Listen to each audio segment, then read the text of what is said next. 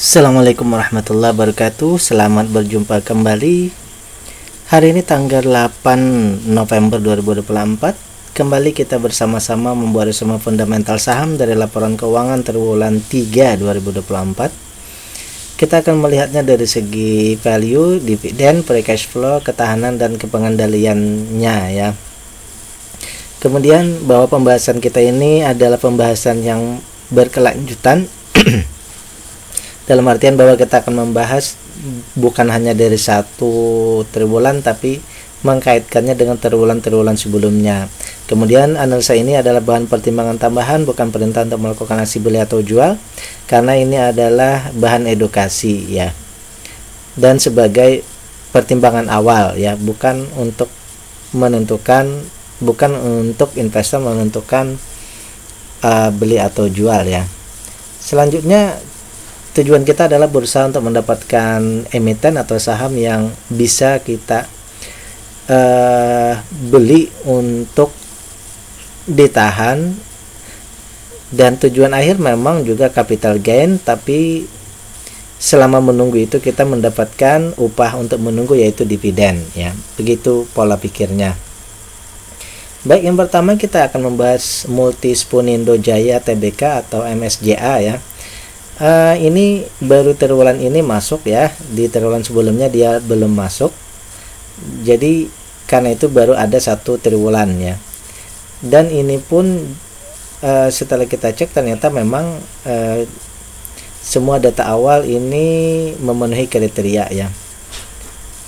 Selanjutnya kita akan lihat yang pertama ini dari segi keuntungan ya. Di di IPS 20 dengan book value 215, ini keuntungannya berarti kurang dari 10%. Berarti ya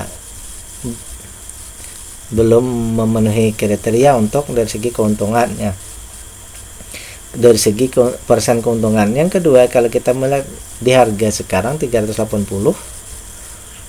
berarti ada 76% ya, 76% di atas dari nilai bukunya ya.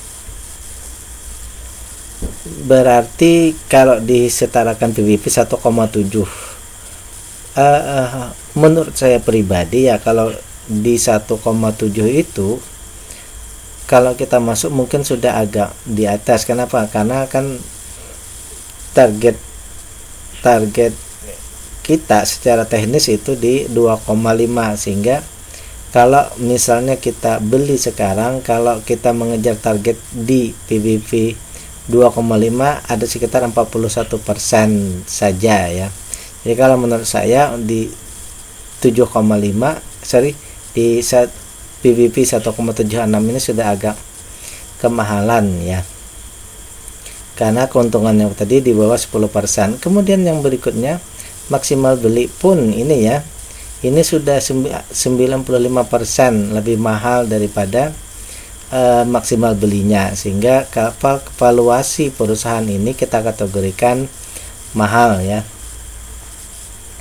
valuasinya mahal. Kemudian dari segi dividen, perusahaan sudah bagus membagikan dividen, namun jumlahnya ya, di PR-nya ini 26%, menurut saya masih sedikit lagi ya. Andai kata di 30 sudah memenuhi kriteria, sehingga dengan 26,35 tadi kita akan proyeksinya ya, di triwulan 3 ini kita mendapatkan Rp5 atau setara dengan 1,42%.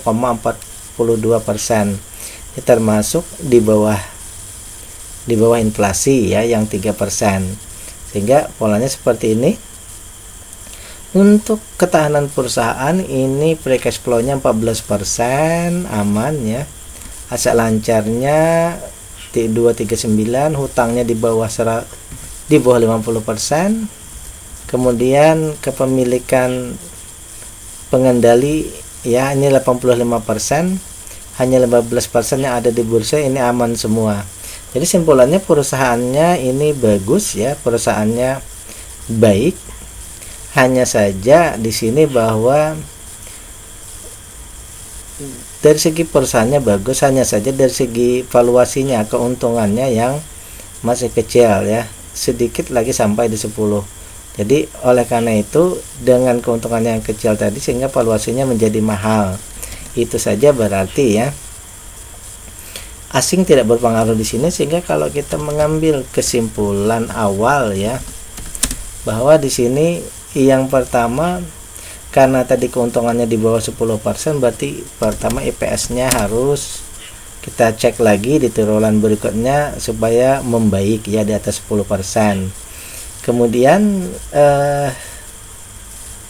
karena tadi valuasinya mahal, otomatis berarti harganya nanti turun. Kemudian terakhir dividend payout ratio-nya juga nanti membaik. Jadi untuk perusahaan ini ya, untuk emiten ini ya ada 3 yang kita tunggu, IPS-nya, harganya, dan dividend payout ratio-nya.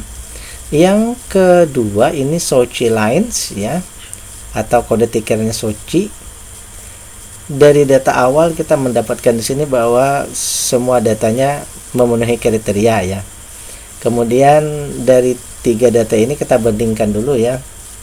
Di nilai perusahaannya ya, di nilai perusahaannya ini fluktuatif, dia triwulan 2 naik, triwulan 3 malah turun jauh juga di bawah dari triwulan 1. Untuk IPS-nya malah meningkat ya. IPS-nya malah meningkat. Ini berarti modalnya menurun, keuntungannya meningkat. Kalau harga ini juga fluktuatif ya. Tapi bukan fluktuatif tapi meningkat ya. Aset lancarnya masih di atas 100%, utangnya ini fluktuatif juga ya. Kepemilikannya saham di bursa hanya 15%. Triwulan 1 ini besar sekali ya, hampir semua saham ada di bursa. Tapi di triwulan 2 dan 3 ini terjadi penarikan ya. Artinya ada pengendali yang menarik lagi. Ini mungkin saja kita tidak tahu apa yang terjadi ya. Cuma yang jelas di sini bahwa saham yang semula di bursa 86% sekarang hanya 15%. Berarti pengendali menarik sahamnya ya, sehingga pengendali tidak lagi trading seperti itu. Jadi simpulan awalnya bahwa perusahaan ini kalau kita lihat bahwa terjadi mix ya, perkembangannya mix ya. Tapi dari segi IPS ini meningkat, yang tadi permodalan menurun ya. Baik, berikutnya kita akan cek dari segi keuntungan bersihnya ya, dari segi persen ya.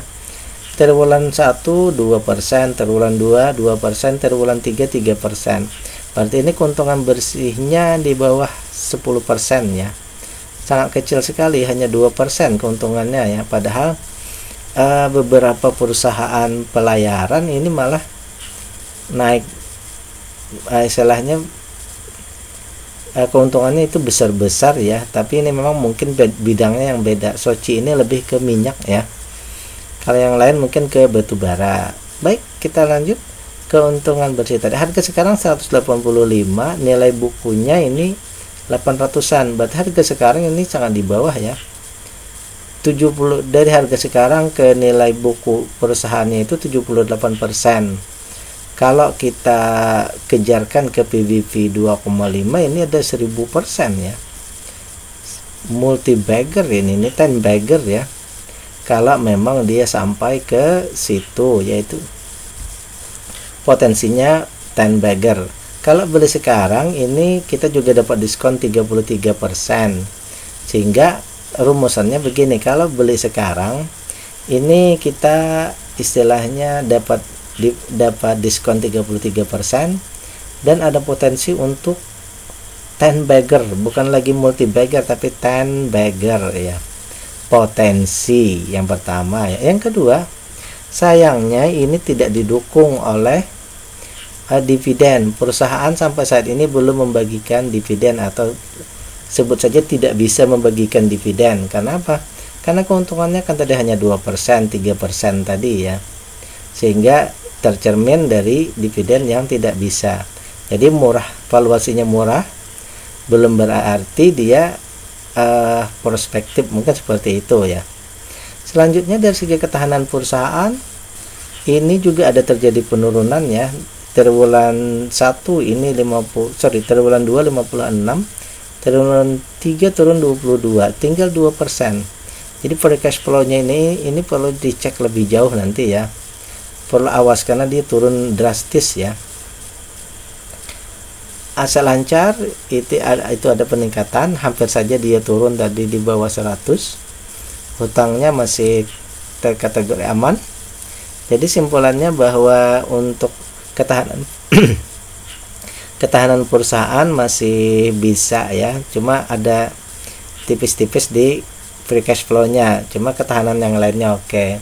Kemudian tadi bahwa ada perbaikan dari segi kepengendalian. Sekarang perusahaan ini mengendalikan sepenuhnya ya, dalam artian bahwa 15% yang ada di bursa ya. Baik, sekarang kita ambil simpulan untuk perusahaan ini, untuk simpulan awal opini saya ya. Mungkin saja kita berbeda-beda, cuma ini opini saya bahwa untuk perusahaan ini, pertama yang jadi concern kita adalah keuntungannya yang masih di bawah 10%. Berarti kita menunggu di triwulan 4 ini IPS-nya membaik sehingga nanti keuntungan bersihnya di atas 10%. Itu yang pertama. Yang kedua, kalau dia sampai di 10%, mungkin saja nanti akan terjadi perubahan di dividen ya. Mungkin saja mereka akan bisa menaikkan sehingga membagikan dividen. Dan yang terakhir tadi concern kita adalah free cash flow-nya supaya membaik ya, karena di situ kita khawatir kalau nanti ya, kalau sampai minus akan lebih dalam lagi permasalahannya ya. Jadi untuk perusahaan ini kita perlu bersabar menunggu apa yang terjadi. Apakah nanti perubahannya menjadi lebih baik atau perlu menunggu lebih lama lagi untuk Soci ya. Selanjutnya kita akan membahas yang ketiga, Wine Hatton Bali. Ini berarti perusahaan minuman kalau tidak salah minuman beralkohol ya. Baik, dari data yang kita dapatkan juga ke saringan awal semuanya ini tidak ada yang semuanya memenuhi kriteria ya. Untuk kriteria awal semuanya memenuhi kriteria.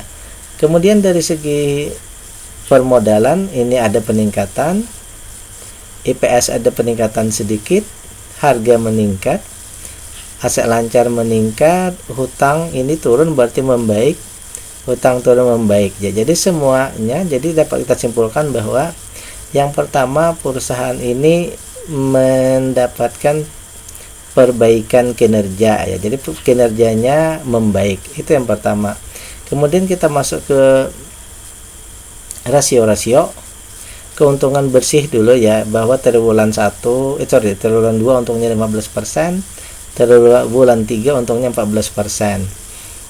Berarti perusahaan ini sudah memenuhi kriteria, tetapi kalau kita kategorikan ini berarti kita anggap fair company dulu ya, bukan growth company ya. Jadi perusahaannya fair saja, wajar, keuntungannya wajar, bukan yang bertumbuh kencang ya. Selanjutnya kita akan lihat lagi dari segi harga dibandingkan dengan nilai perusahaan, atau kita lihat di sini ya, harga sekarang kalau dibandingkan dengan nilai perusahaan itu 2,3 kali lebih mahal. Tahu ini sekarang sudah di PBV 3 ya. Kalau target kita di PBV 2 ya sudah terlewati berarti ya. Berarti kalau Anda punya saham ini, istilahnya begini, mungkin ini sudah saat-saat bisa, kalau udah untung besar bisa saja untuk mulai ya sedikit-sedikit dilepas ya, bisa saja kalau Anda sudah punya, karena ini PBV-nya sudah di atas ya. Tapi ini bukan perintah beli atau jual, tapi ini hanya masalah opini ya, karena di PBV 3,3 ya.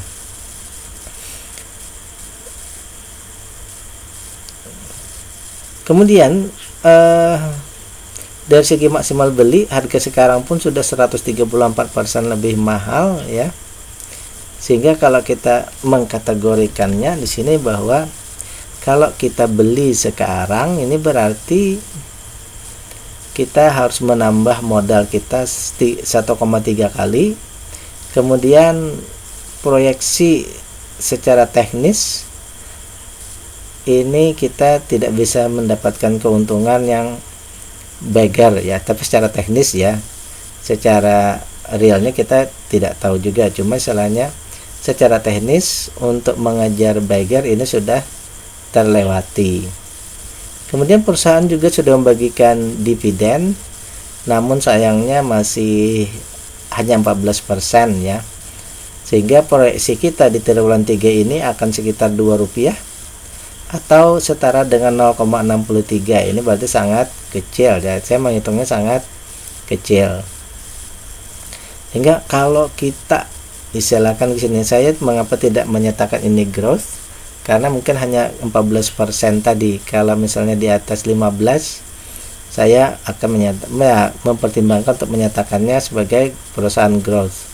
Jadi perusahaan ini kita anggap saja dia